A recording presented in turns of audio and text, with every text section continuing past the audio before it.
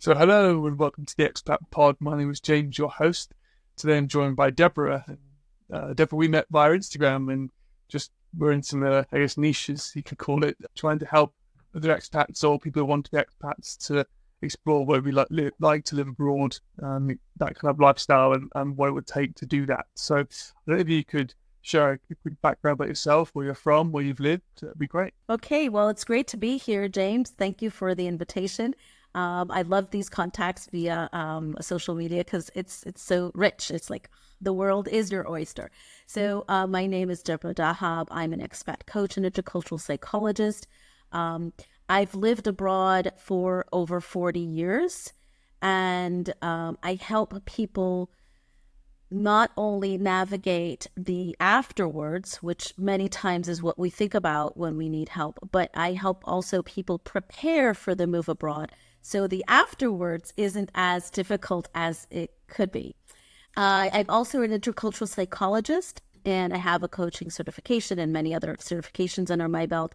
I've been working since 2016, helping people navigate this wonderful and daunting adventure of, exploring and living in another country. So that's a little bit about me.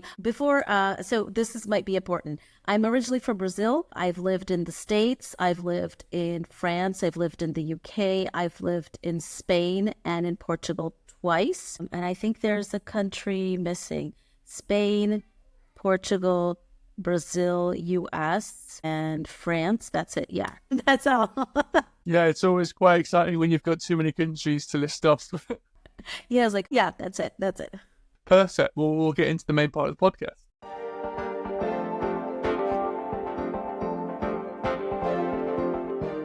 So hello, and welcome to section 1 of the podcast about getting there. So Deborah, this is where I try and ask my guests about the kind of the reasons why they wanted to move abroad initially. So what was the kind of inspiration or the driver for wanting to go and live abroad, and then the how. So how did you actually manifest that to make it happen? What was the vehicle to do that? Was it visas? Was it students? Was it work?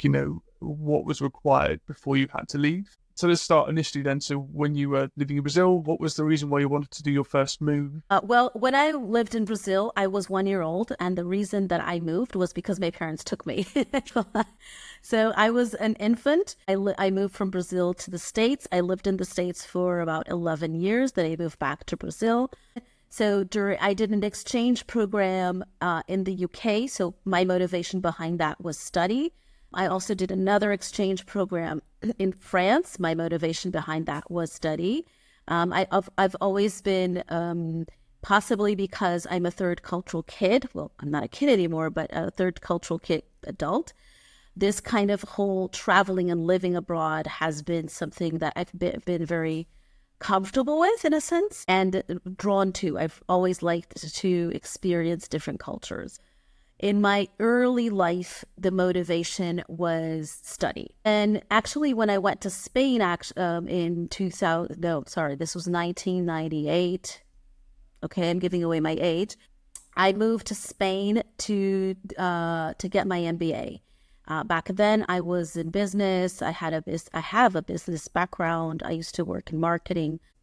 I spent 2 years in Spain doing my MBA. After my MBA, I realized that I wanted to continue living abroad. And for me, abroad is a weird thing because there's no one place that is a home country. And this is something common with third cultural kids who become adults. It's hard to pinpoint, like, where do you feel at home?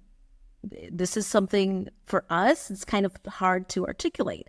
So I wanted to continue my international journey, let's put it that way.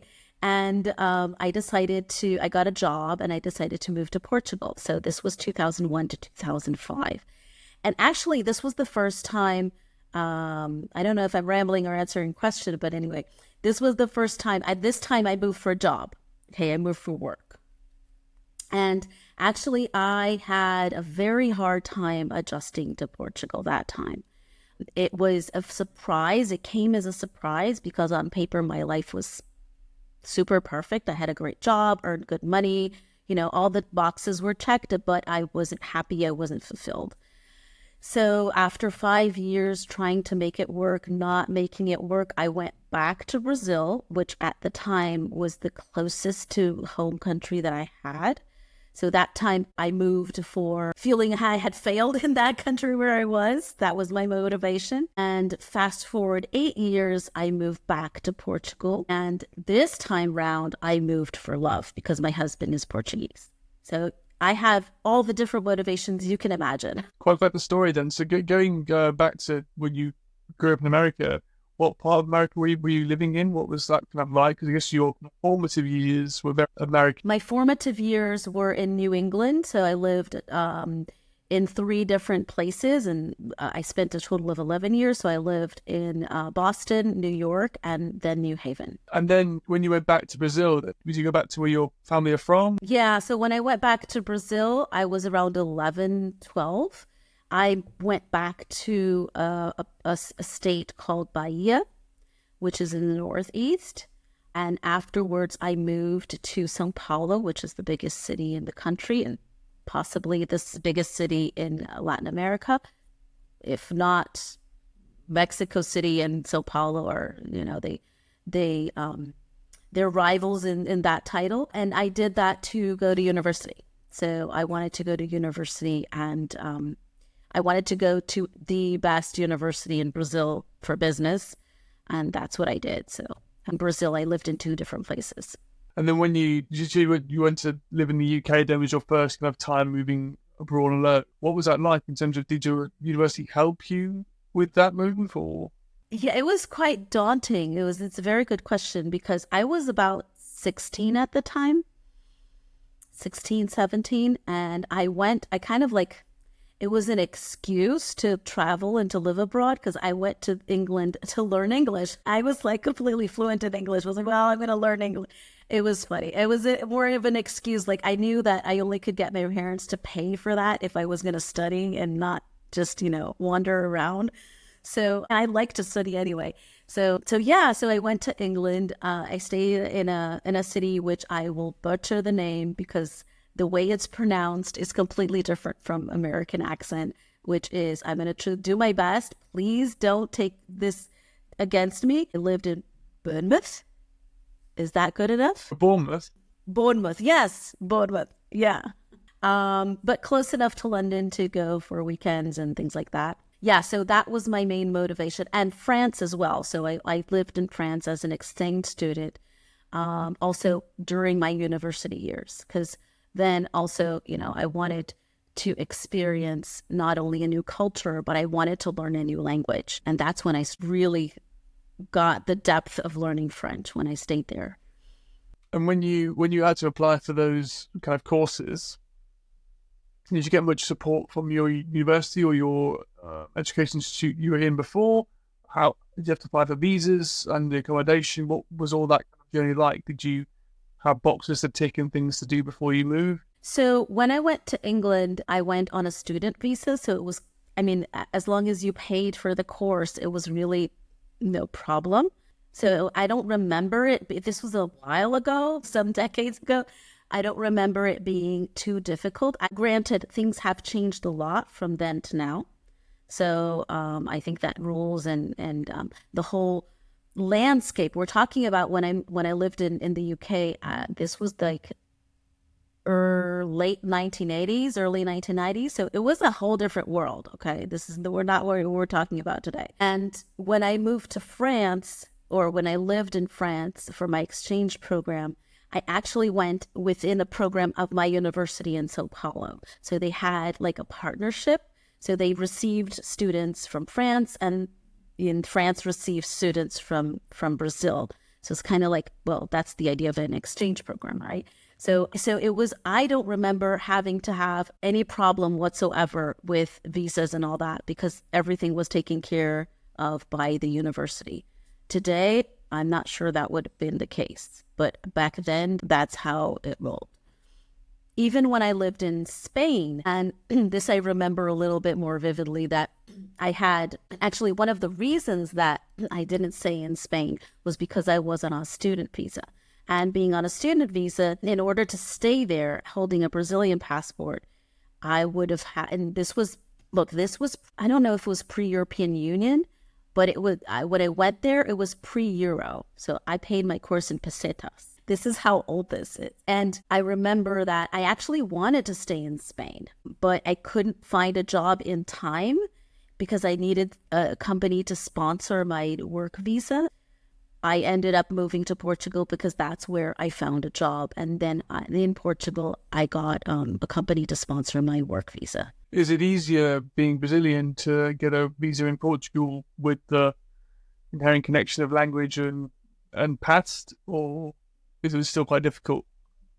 Well, I'm not an expert in, the visa application process, but I would venture to say that yes, because of, as you mentioned, the historical past.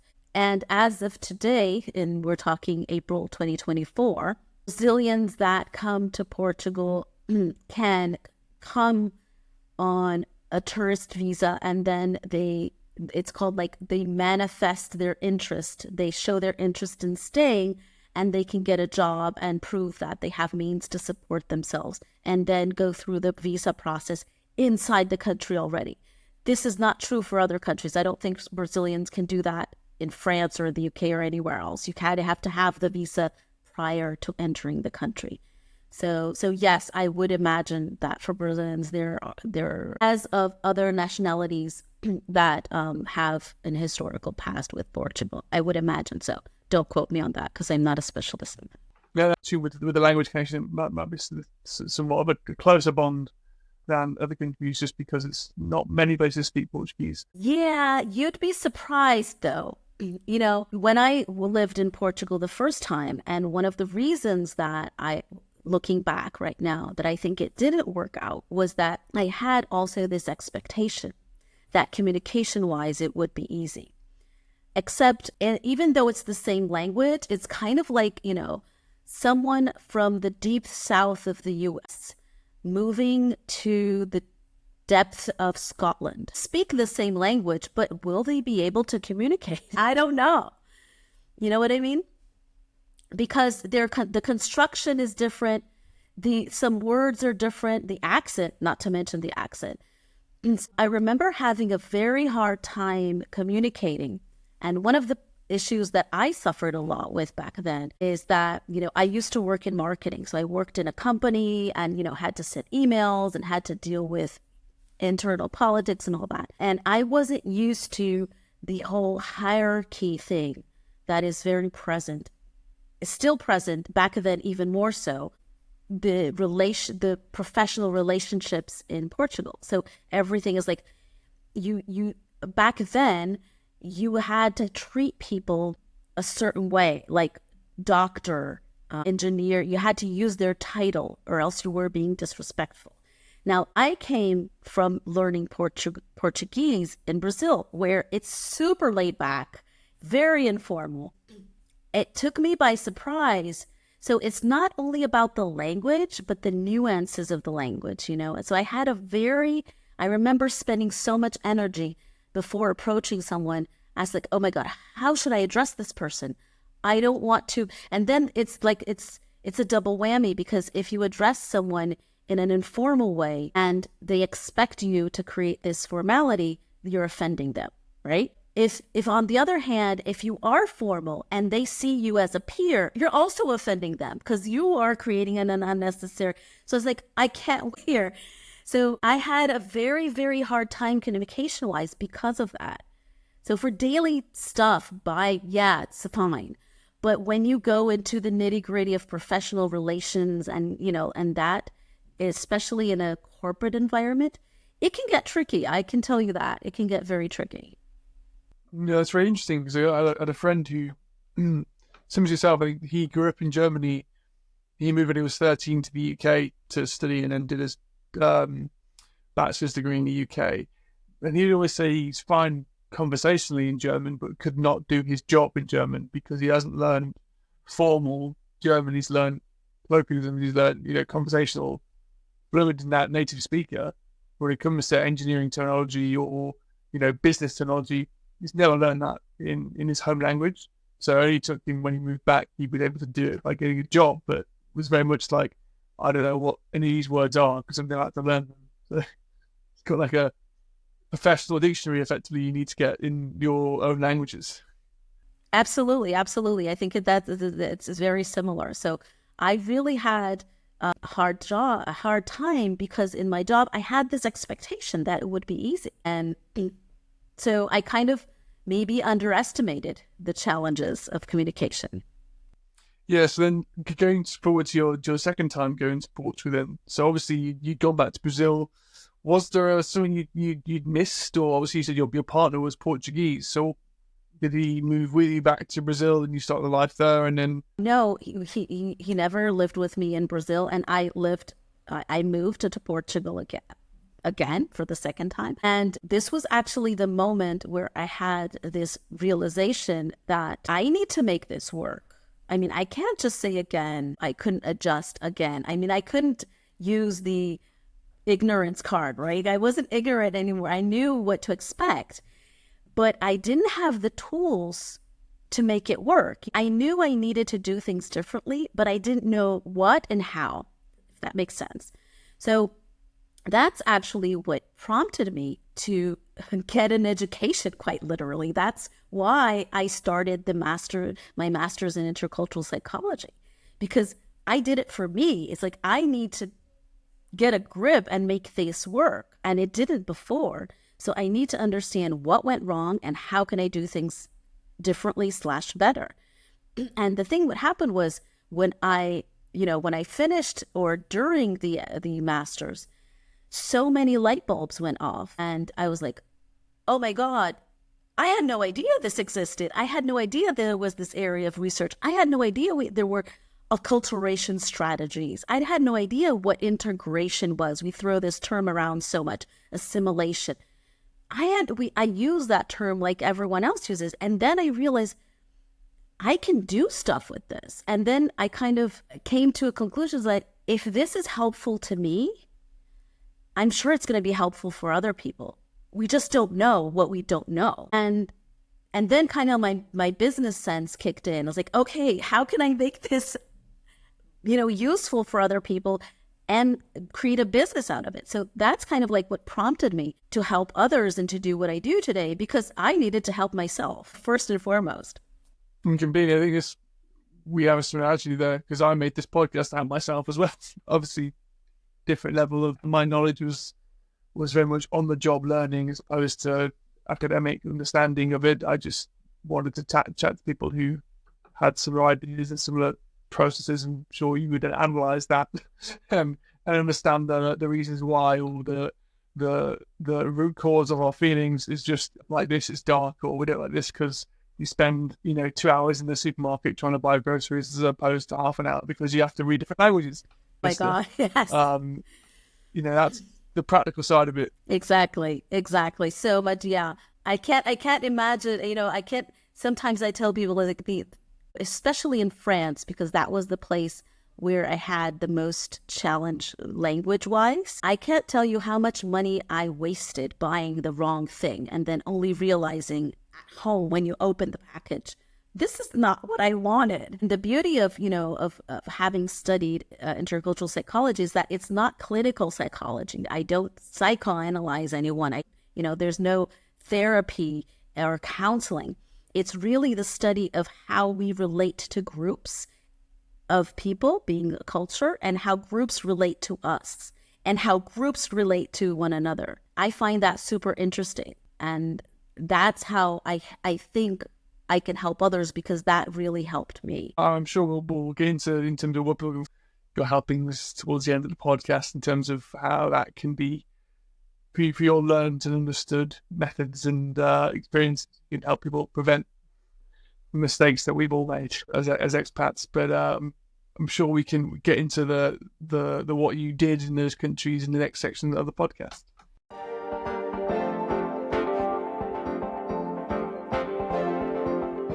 So welcome to section 2 of the podcast about being there. So Debbie, you've kind of touched a bit about your life in Portugal in terms of the professional life you've experienced, and a bit about, the reasons why you started your second journey in Portugal, because you wanted to kind of prove to yourself that you can make things work and go over that, which is incredible, because a lot of people might just, say, oh, I've done it, I've tried it, didn't work. You actually went back for the second round and seemed to have won the fight, you imagine, based on your still being abroad, which is wonderful to hear. So if you can go forward to your first, I suppose, adult experience living abroad when you went on your trip to the UK, what was that experience like? What did you expect it to be like, and what was it? So in the UK, it was amazing. I mean, it was really a dream come true in the UK. And it was something, I mean, this was the end of the 1980s. So we didn't have internet, and all I had was video clips of the Smiths and the Cure and all of the bands that I liked that were from the UK. So that was my reference point. One thing that I noticed, I remember like the first couple of days, I stayed at a house with a family, right? Because I was an exchange student. And I noticed one thing that was super interesting, that, the dinner was some kind of meat. I don't remember exactly what. And then they had baked potato, mashed potato, and chips on the same plate. I was like, okay, you get enough of potatoes. And that was like something very, very interesting for me. And the other thing that I remember from that time, two interesting things, I think. One is kind of like a language thing. The city I was in, and I'm going to do my best to pronounce it correctly. Bournemouth. Bournemouth, yeah. Bournemouth. Okay, Bournemouth. Bournemouth. Okay, yeah, Bournemouth. Bournemouth. They have like it's a small town. It's small, right? So they have these passages like underground, but it's not like the tube. It's not. And learned American English. So I learned that the transportation that goes underneath the ground is called the subway. And then I looked around, I was like, they're like signs saying subway. I was like, how is there a subway here in this small town? And it's not the subway that I had wanted, because that's the underground. So I went underneath. I was like, I need to see this. And no, it was just a passageway underneath like some kind of bridge or something. And one thing that struck me as well was that I went in the winter time. So was it in Brazil? I was living in Brazil at the time. The days and the nights are pretty even throughout. Like the seasons are not as marked as, well, at least where I was living in Brazil, because Brazil is huge. So like every day there would be like almost 12 hours of sunlight and 12 hours of darkness, right? Day and night is like almost 12 hours each. And I remember getting there and it was already almost dark at 4:30 in the afternoon. And that was like so surprised, because I was like, oh my God, my day is over and it's 4:30 still. So it took a while to get used to that, but it was fine. I mean, those were the things that I remember from those moments. But I just loved going to London and walking, and I still do, and walking around and just, going to the pubs and eating pub food. I love that.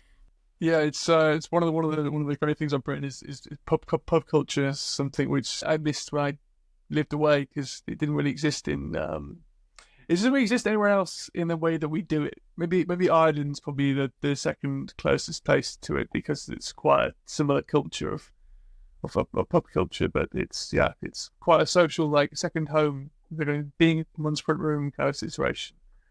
Quite nice, especially old traditional pubs anyway. Contrast that then with going to France. Obviously, you're a bit older, you're studying at this point, probably your degree. What was that like? Well, France was completely different. First of all, because I wasn't living with a family, so I didn't have like that support. I was living on my own, the university campus, so in the dorm.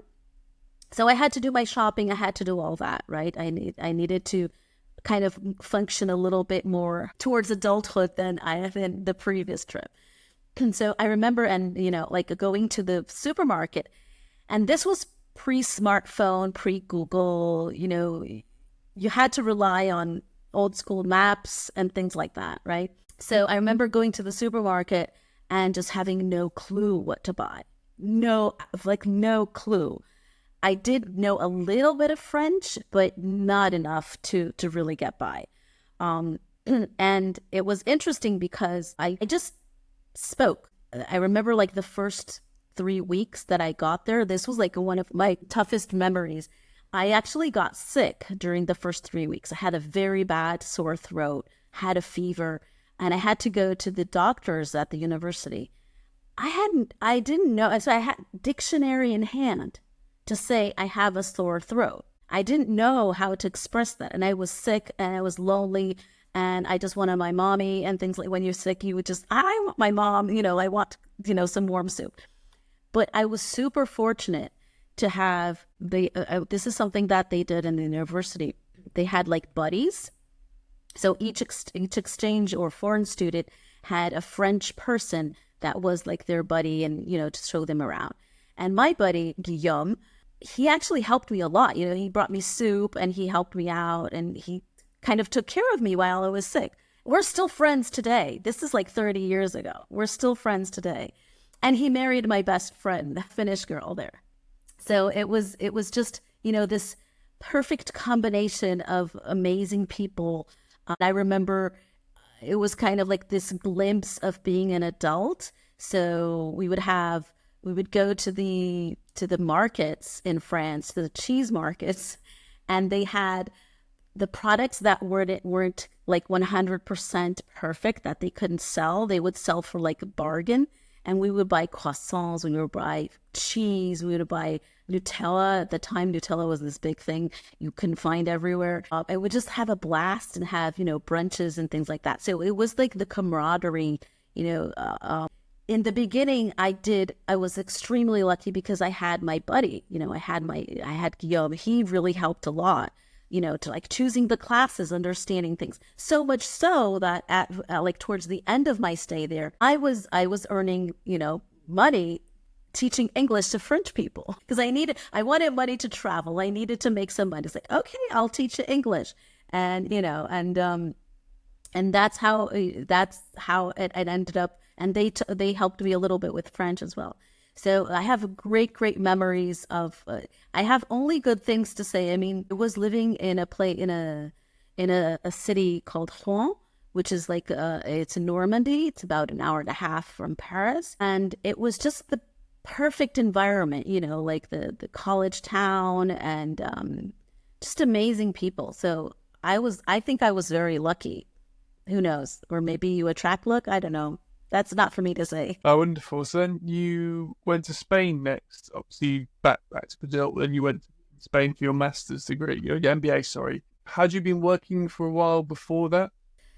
Yes, I had been working for, I think, 4 or 5 years. And then I decided to go to Spain. And I must say this. When I was studying in France, we took a kind of like a road trip to Spain and we rented a car, or I don't know. So I think someone had a car and we drove down. And the moment I got into Barcelona, my jaw dropped. And I was like, I love this city. I still do. I love this place. I'm going to have to live here at least once in my life. That's for sure. And this was like, I was 21. I had that in the back of my mind. So then I worked for about 4 or 5 years and I had that Barcelona in the back of my mind. So when I had in that time the objective to climb the corporate ladder, which I did, and, go up the many different steps to do that in corporations, I knew and I wanted, and it was also a good excuse, quote unquote, to travel abroad and to do your MBA somewhere else, right? I did have the English, and actually many people say, oh, why don't you go to the States and do your MBA in the States? So then, no, I've had enough of the States. I've lived there for 11 years. I don't need to learn English. I want to learn a new language, and I want to go to Barcelona. So that was like the driving force. And I said, okay, what can I do here in Barcelona that coincides with what I want to do in my life? And then the MBA happened. And it was amazing because I took a bilingual MBA program. So I needed to study Spanish. And I do these crazy things to myself where I was like, I remember that my internship for my summer. So we had during the summer, we had to do an internship. I decided to do it all in Spanish. Yeah, completely in Spanish. I was like, I'm going to do this. I don't care. It's going to work out. So the interviews, I did a research for a professor. Everything was in Spanish and it was tough. But again, I had loads of help. I made some amazing Spanish friends, and they helped me out, and they coached me through it, and I made my share of mistakes. People were patient with me, but I think that when you show interest, legitimate interest, and you show that you're doing your part to learn the language, the doors open. People are patient. People will help you out. I firmly believe that. So in Spain, the first year was super tough because academically it was very, very demanding. So I didn't get to enjoy that much during the first year. And I take my studies very seriously. But the second year was like, flying solo. I already knew the language. It was like, and I was very sad to leave, actually. I would have liked to stay. So whenever I get a chance, Barcelona, I go to Barcelona, because I love that city. I mean, yeah, it's so beautiful. I was actually in a wedding not too far from there a few years ago, and we went to Girona and further out to the coast. And it was, a beautiful place. I've been quite a few times to Barcelona, and really enjoy going back every time. I actually visited my Brazilian friend who was doing an MBA in Barcelona when I was there last. That's interesting. Maybe the same place I did. Who knows? Maybe, yeah. I can double check and find out for you, and I'll let you know. He's supposed to be a guest of this podcast as well, so even more of a link. Well, when you first arrived, what were your expectations of Barcelona as a tourist compared to then being someone who was living there? Did you feel it was different? Were you in different neighborhoods that you would have thought about being in? What was that kind of? You have the change of visiting somewhere and it being all amazing because you get all the highlights of it compared to living somewhere where you have to go and shop and you have to basically adult hard when you go to live somewhere for more than a month, perhaps? Yeah, that's a great question, because for sure, I mean, I didn't have a car. I'm not brave enough to use one of those bikes, the Vespas that they use in Barcelona a lot. It's like, oh, there's no way I'm getting in traffic with that. So I needed to rely on public transportation. So my decision on where to live had more to do with like, how can I get to school and back, easily and fast using public transportation. Then again, also, you're on a student budget. So that was a big adjustment that, I used to live on my own, and I had to room up with roommates again because, it was 2 years not working because I was studying full time. That was a big adjustment as well. So my decision on where to live had a lot to do with being close or, being strategically available to go and come back from school. That was like the main decision driver. So yeah, I mean, it was like there are parts of Barcelona which I would have loved to live, but it was like not feasible at all, because that would have taken like, I don't know, an hour and a half every morning. That's not doable. So this decision was an interesting one. And again, when you do live there, it's life. Right? No matter where you are, there's life, and there's going to be good days, bad days, marvelous days, I don't know if I can say bad words here, like horrible days. And that's kind of part of life. But I must tell you this, that during those toughest, worst moments and just looking at the view of Barcelona, I was like, okay, I know why I'm doing this. I know what I'm doing this for. Regroup and go back. So I had those moments, and that's the thing, that if you know the purpose of what you're doing, you can bounce up again from those moments because you have an objective, you have a goal. You need that kind of grounding in whether it's a location like you had, or it can be, I don't know, some media or someone you speak to. I don't know about when you were living in Spain, but speaking with your family back home, with the time difference and technology, how easy was it for you to call your family or friends, obviously having worked there for so long and stuff? Yeah. Back then, it wasn't easy. Look, when I studied in Spain, that's when I got my first cell phone. And it was super expensive to use it. And I remember it was basically phone calls. I don't think we wrote letters anymore, but it was basically phone calls. But the thing is that what I did in this specific place and in others, like in France, is that because we don't have that much access to our family and friends back home, we end up creating our own community. So we help one another. And, that's kind of like the other side of the coin. It's good to talk to family and friends, and it's great, but it's also great to create a community and to create friendships that I have until today. I have, friends, and we have a WhatsApp group, and we meet up like every 2 or 3 years in a different country. Not everyone, of course, because it's a big class, but like the core, like our little group. So it's something that we keep. And they're not people that I talk to every day, but every once in a while, when major milestones, someone gets married or someone has a kid or someone gets divorced or something like that, we talk to one another. And that's really valuable. I think that's, those are friendships that stay for life. Not all friendships need to have the frequency of your day-to-day life, but it's knowing that you've got someone who you can count on, who's there, and especially today, they're a phone call away, or they're a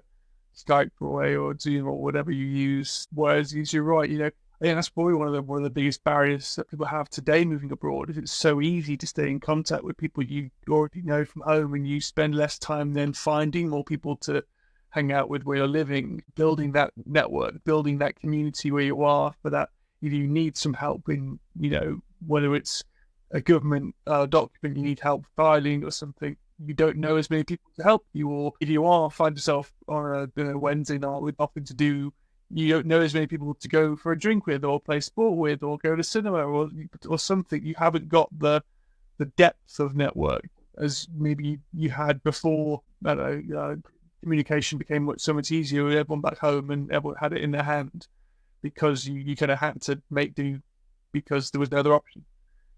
It'd be quite nice if people could remove them when you go abroad for the first few weeks, for the first month. Just say, I'm not going to call you. Yeah. And I'm going to sound very old school and kind of like, oh, back in the day. I mean, I love technology. Without technology, I wouldn't be able to talk to you, right? So that's that. But what I feel and what I see with my own relationships is that it can become more superficial. Because it's so available, it can become more superficial if you're not careful. So it's like most people who are listening might not even know what it's like to sit down and write a letter, like pen on paper. I used to have, when I was in my early teens, pen pals. Look that up on Google. This existed. People from other countries that we would exchange letters. And we had like letters that were 3-5 pages long. So because, we would tell, so I'm not saying like to go back to that, but what I'm saying is that because it's so easy, it's easier to keep it on the superficial side and not really show and share as much as you might need. Yeah, it's just the latency in response as well, because I had a pen pal, but we used email. So you still got a response quite quickly because it was quite instantaneous. But if you had to write a letter, just go post it, that took a week to arrive, then they had to read it, translate it, probably write one back. It would probably be a month between letters, I imagine. So it was more of a slow burner, which is, I guess, a lot of it used to be. Can I going forward then to your time in Portugal? First of all, had you visited when you were living in Spain? And when you moved there, were you anticipating more of a Brazilian culture with the shared language and the shared kind of history, or was it completely different? Yeah, so I had visited before because I have family here. But the thing is that I'm not your typical Brazilian person, right? So I've lived in many different countries. So to be quite honest, I usually didn't resonate too much with the typical Brazilian group. So I was and this is something third cultural adult kids experiences. Like it's hard to find your tribe, whatever, like your group, because you're not like typical. I wasn't like typical Brazilians, but I wasn't like typical Americans either. Back then, had I known, if we had social media back then, I would have probably like found third cultural people. So I had visited here. I knew the country as a tourist, but living here is completely different, right? When you come as a tourist and we come to live. So actually, one of the things that I think that I underestimated, and this is, I see many people do this, is when you go to a country that is quote unquote similar to your original country, you might underestimate the challenges. And at that time, I didn't know how to identify the cultural shock phase. I didn't even know it existed, to be quite honest. I just knew it was hard to make friends, and now I know because I've studied all this and all that. But back then I was like, but I can't make friends. And even the friends were superficial. And basically for me, the first time I moved here, it was quite hard. I didn't know that back then, and I know now, is because what I wanted out of life was something that the country probably couldn't give me, which was to go up the corporate ladder. So I didn't think this through when I decided to move. So this is one thing that I see many people make, is not think about how the move and the location aligns with our goals in life. I mean, many people don't even know what their goals are in life, right? But we all want something, even when we can't articulate it, but we all want something, right? We want to be somewhere in a manner or do something. This place at that time did not align with what I wanted out of life. This is 2020 vision, okay? This is me looking back to that there. Back then, I had no idea. On paper, it made sense. I speak the language, I have family, I got a job, it pays well, blah, blah, blah. On paper, it was super. But had I known then what I know now, I probably would have done things differently. So there's the kind of foresight of, does this help me on my journey to just the one. I think every time I make a decision, I try and ask myself, if it makes me healthier, happier, or wealthier. If it does one of those things, then it's a good decision. If it does none of those things, then it's probably a bad decision. Chop it falls into the happier bit, so it's good. Yeah, that's the way to look at it. Yeah. Is it taking me closer to where I want to be or not? Or is it taking me further away? Or am I just standing still? Because that could be also an option. I don't think there's a wrong or right decision. It's just being conscious of your decision and the trade-offs. Yeah, it's aligning it with your goals. Your goals could be to live in as many countries as possible. You might not progress professionally, but you progress, culturally in your ability to understand how different people work because you've expanded. You go quite wide as opposed to quite tall, which I suppose you wanted to go up as opposed to along, which is, I guess, it's not a wrong direction, it's just a different direction to what you wanted to achieve. So then when you came back the second time, did you have a different anticipation of what you needed to do to be able to, I guess, align yourself with the goals you had? Yes, for sure. I mean, my goals were completely different. I was in a completely different phase in life. My priorities, my values were different. What I wanted out of life was different. So, and I took an approach of, okay, I need to understand what went wrong so I don't make the same mistakes. I mean, we're always going to make mistakes. We're always going to make mistakes. That's for sure. But I don't want to make the same ones. I want to learn from the ones that I make. So that's when I realized that, okay, I need to approach this in a different way. Call it, getting older, call it possibly a little bit wiser. But I said, I need resources to help me navigate this so I don't fall in the same holes and make the same mistakes I did. That's when I went back to school and got my master's in intercultural psychology, which I did first and foremost for me, for my own help, to help myself and to make this work. And then the added bonus was that it helped me in other things as well. I think that I had something that I've been reading recently, a growth mindset, like a growth mindset versus a fixed mindset. And I think that's super important in general in life, but especially when you're navigating these challenges, because you are going to fall down. You are going to make mistakes. You are going to say the wrong thing to the wrong person. That's going to happen. But, it's about gracefully saying, I'm so sorry. How can I make this right?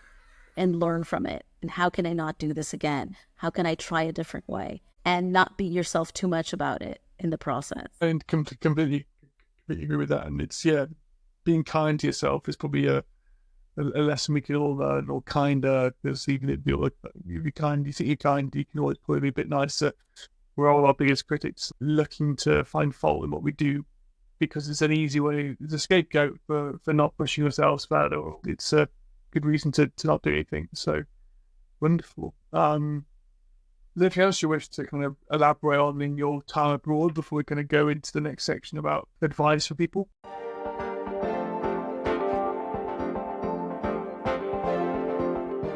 So I know about Prediction 3, the podcast, all about a review of your time. So Deborah, this is where I kind of ask my guests if they could go back to when they first started living abroad or the first move and give themselves a bit of advice. What would it be, and what would you tell yourself? And I guess for each of your moves, it can be something different. So to start with, when you first went to the UK, I know you had a lot of support in terms of the accommodation you had, and it's probably a lot more structured.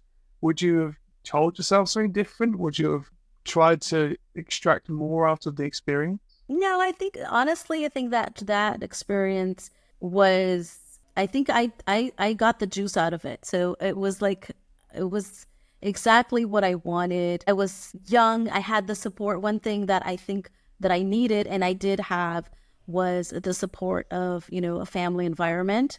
And again, I was lucky that it was nice family. I could have been, we're not always lucky to be with nice people, right? So I was lucky in that respect. And also, this has nothing to do with in life in general, is I kind of always trusted my intuition. So whenever I remember going to clubs and going, I'm not going to go tonight, or I'm not going to go out with that person, or let's take another way back home. These little things is always trusting, and at that age, not succumbing to peer pressure. Like, oh, just because you're doing whatever, but that's not for me, and I'm okay if you don't like it. It's like, I think that could have hindered a lot because I saw a lot back then. Yeah, thank you, but no thank you. And being okay with it, and not, you can do whatever you want. And yeah, but no, just don't succumb to peer pressure. It's not for me. It's not for me. Fine.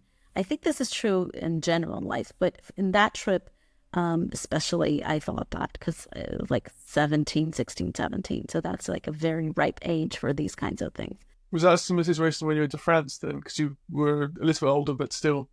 I think that also, to my memory, it was like, I think I got a very good mix of academic life, actually, doing the work and also having fun, traveling and going to parties and being adventurous. I remember my Finnish friend and I, we were best friends at the time, and we decided that we wanted to go to Strasbourg, and boom, bought the ticket. And I remember that was the first time I realized that I knew how to speak French, because I had a little argument with the person selling me the train ticket. I was like, yeah, when you learn a language, when you dream in the language, and when you can fight in the language. So now I'm certified. I knew how to speak. So I think that, my advice would be in that situation is strive for balance. I mean, this sounds so cliche, but, and I could have used this advice maybe in Spain, because academically it was super hard. And the first year was very, very difficult, a lot of pressure. So I think I could have tempered a bit more of fun in the first year in Spain. But also, we have our timings. Sometimes it takes a little bit longer to adjust. Sometimes it is what it is, and ask for help when needed. I think that's kind of like ultimately in these situations, if you need help, ask for it. I would say ask all the time, because sometimes people say, I don't want to sound like, even when you're like, I remember the first time I went to Germany, I was 18. I was a tourist. I didn't live there. And I had no idea. I don't know how to speak German. I just learned the basic, like, please, thank you, things like that, just to try to be polite. I would look at the menu. I had no idea what I was looking at. I just ordered tomato soup for like 5 days straight, because that's the only thing I could understand, tomaten soup. But then I realized I have to ask. So I asked people. It's like, look, could you please help me out? And then they did. So it's like, people don't read your mind. So ask, even if it sounds stupid. And some people might call you stupid. That's okay. Just ask. So I find that a lot of people quite enjoy being needed. And it can be something which, you might feel stupid asking, but for them makes them feel really great because they've helped someone. And if you are new to a country and new to a different language, you'll get what you need faster if you ask for help, and you won't then get tortured. Okay, you might learn something or make a friend. Yeah, I did in the process. For sure, I did make many friends. And it was like, in one way I like to put it today with a little bit more knowledge, instead of saying like, oh, I don't speak German in this case. Instead of saying that, you can say like, look, I'm still doing my best to learn German. Could you please help me out? So this little tweak in how you approach it, it just shows the person that you're not that obnoxious foreigner who doesn't want to speak the language. You're actually trying to speak the language, but you don't have the skills at the moment. I know that as an English person, it's, we're often the most ignorant with language, because I did learn a bit of German and a bit of Swedish, but I'd always then start off with meine Deutsch ist nicht so good, which is my German's not very good. And then be like, I need help with this. And just, or like, I'd be like, was ist, and then insert English word auf Deutsch. So it's like, what is the word in German so I can use it in future? Which always kind of helped. And it's like, when I try and learn language, I try and learn the phrase, what is the English word in that language? And then you can at least start to get people on your side of, you're not ignorant, you're just learning, which is a kind of a paradigm shift in how people look at you and approach and kind of interact with you, because they go, actually, you're not being rude, you just don't know yet because you're new, or it's hard, it's a different language, it's a lot of words, a lot of sounds, a lot of syllables you're not used to saying with your mouth. Like in Swedish, the number 7 is hur, and the hur is not a thing in English language. So I'm sure it's a lot of other languages, there's different nuances like that as well. But it's definitely interesting to experience, for sure. I don't know if you want to share a bit about what you do to help other expats on the journey as well. It's a good chance for you to kind of share how you can assist people outside of this podcast, so where people can find your work. And taking from my master's, then I decided to help other people. All these resources helped me. And after the master's, I realized that I could create a bridge between the research and the theory into practical, like, how do I do stuff? I've been working since 2016 with people planning to move abroad and adjusting after arrival. I work with people.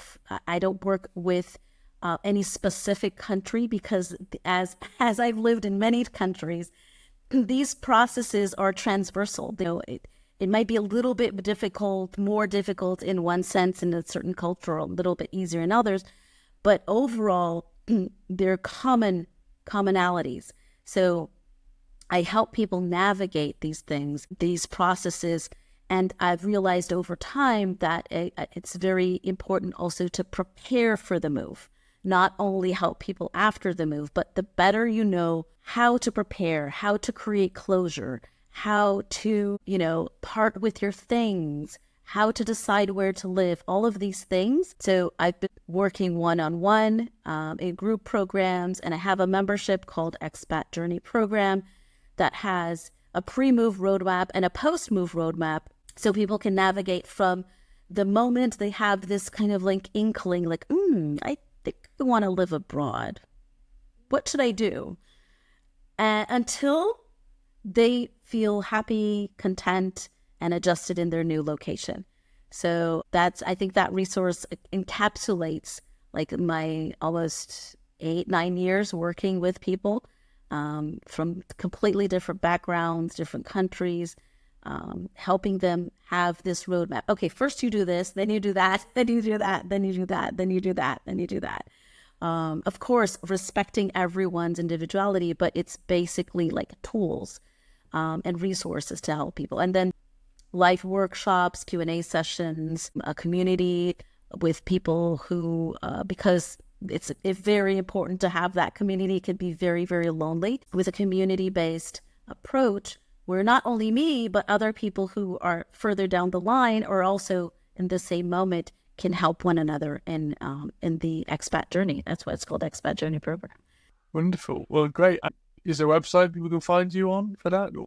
Yes, expatjourney.com. So pretty easy. It'll be linked below as well, don't worry, so people can find it in the show notes or in the YouTube description. And people can, learn more about my other programs and more about me and want to get in touch in deborah.dahab.com. Wonderful. I'll link both those, and I'll also link your Instagram account for people to know how to find you, because that's how we found each other. So that's wonderful. Exactly. Yeah. And just want to thank you for your time, and thank you for sharing your journey and your many countries you've lived in, and quite a unique journey, being, as you said, child of the third culture. Third cultural kid. Third cultural kid, yeah, exactly. Yeah. The exact terminology I got wrong. But I guess it's quite a popular thing, especially with the migration happening now all over the world. There's a lot of third culture kids, and I guess throughout history there's always been that with movement of people in industry, and different economic booms all over the world of driven people to live abroad. So it's really interesting to understand that a bit more, and